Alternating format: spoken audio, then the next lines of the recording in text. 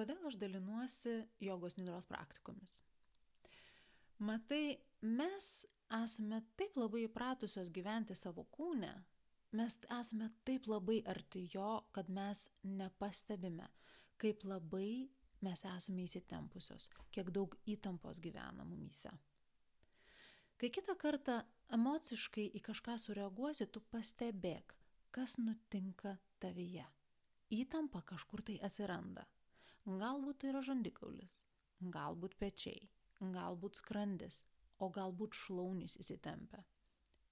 Kas čia vyksta? Tavo kūnas įjungia išgyvenimo režimą.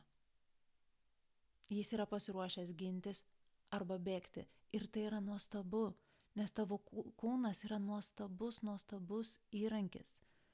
Tik išgyvenime nevyksta kūryba ir išgyvenime nesipildo svajonės. Išgyvenime vyksta būtent tai. Visa energija yra sutelkta tik į išgyvenimą.